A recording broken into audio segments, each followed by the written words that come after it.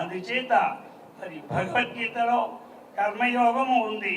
చక్కగా మనం చేసిన కర్మ ఫలం ఆ భగవంతునికి కర్మణ్యే వాదికారస్తే మా ఫలేషు కదాచన.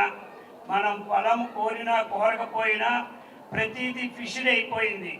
ఒక అధ్యాయం చదివితే ఏమొస్తుందో ముందే ఫిక్స్ చేశాడు భగవంతుడు. మనం ఒకవేళ పనుండి అర్ధభాగం విడిచిపెట్టి వెళ్ళిపోయినా మనకే దోషము రాదు అనే మాట ఎవరు చెప్పారు? నేహాభిక్రమణాస్వస్తి ప్రత్యవాయో నవిద్యతే అన్నారు. కాబట్టి ఇక్కడ ఏదైనా లలితా సహస్రం కానీ భగవద్గీత కానీ వేరే స్తోత్రాలు కానీ సగం చదివి పని నుండి వెళ్ళిపోయారు అనుకోండి, ఏమీ దానివల్ల దోషం లేదు, దానికి ప్రత్యేకమైన పాపము లేదు, అది విడిచిపెట్టి దోషము లేదు. అందుకే స్వల్పమప్యస్య ధర్మస్య త్రాయితే మహతో భయాత్ అన్నటువంటి విషయాన్ని కూడా చెప్పారు. అందుచేత ఎవరు భయపడవలసిన పని లేదు.